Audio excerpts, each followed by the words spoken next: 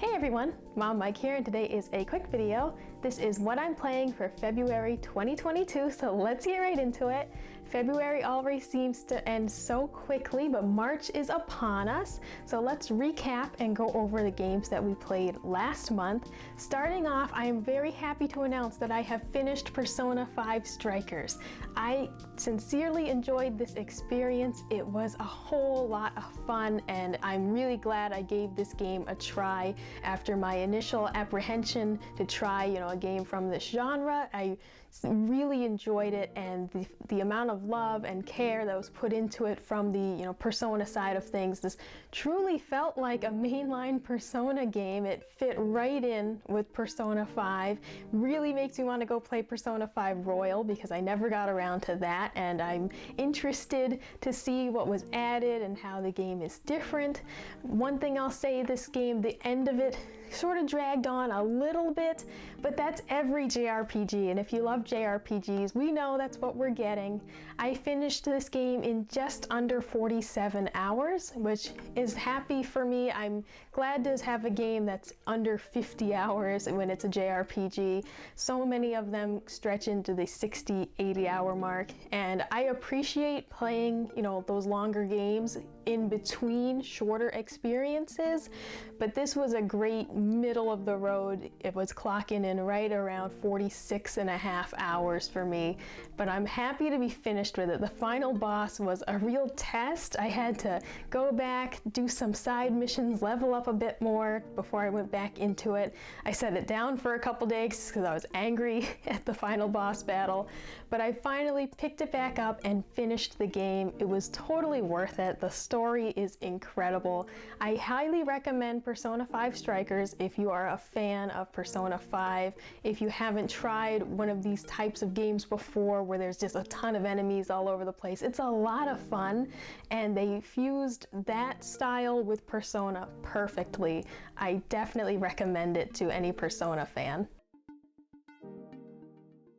Next on the list, if you've been following the channel, you know that I've been playing Fatal Frame: Maiden of the Black Water, and it's honestly been a lot of fun. I'm not the biggest fan of horror games. I don't do well with spooky things most of the time, but I have really been enjoying this, and I might finish it on my own. I'm done with doing the gameplay series. I had fun with that, but I think it's enough of the people seeing me being afraid.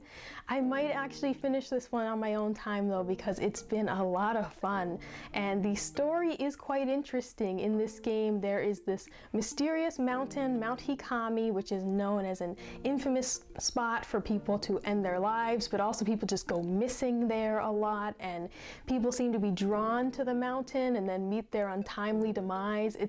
It's quite interesting, and the game focuses around a few different people and their experiences on the mountain.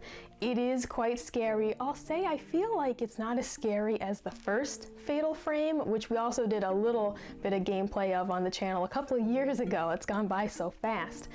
So I'll say, if you're not huge on scary things, but you're like me, you want to get a little bit of spooky, I would definitely say to try this out. You can pick it up digitally. You don't have to get a physical copy like I did.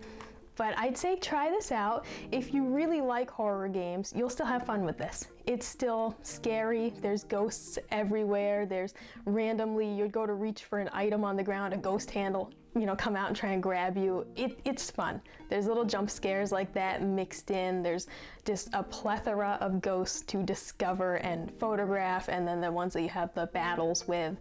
I definitely recommend this game if you're a fan of Fatal Frame in general, or if you just like horror games. I'd give this one a check it out for sure.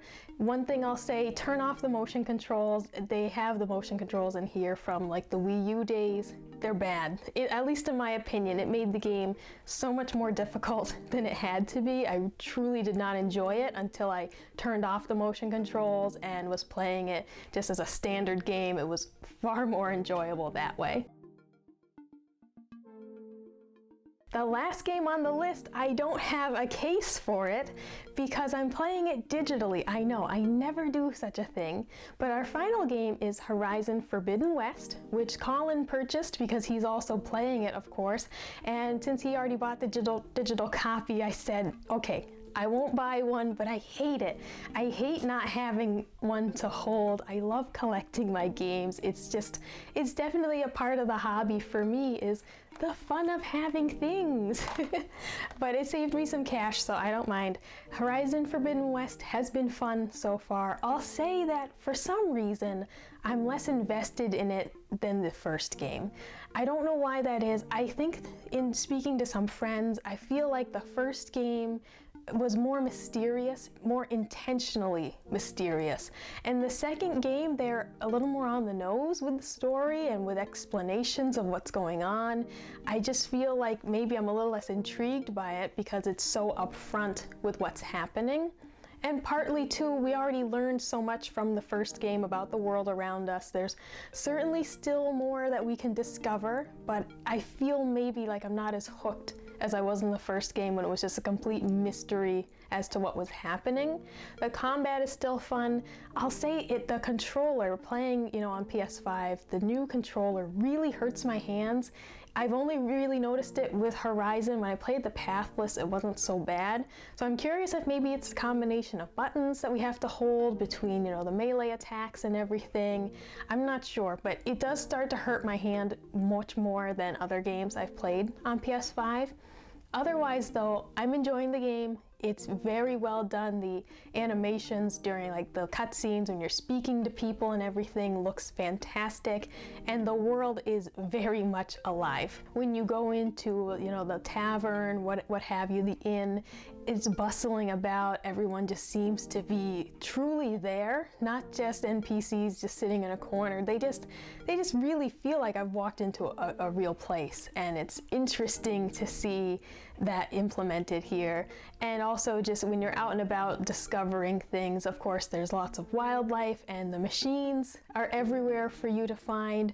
This game certainly doesn't challenge you too much with getting resources. Sometimes you need specific items, but it is just crawling with activity in this world. So I enjoy that very much, and I'm excited to keep discovering more. I'm probably less than 10 hours into it. It's been a very busy week for us, but I'm excited to keep playing and get more into it. By the time you see this video, I'll be further into the game and hopefully enjoying it even more.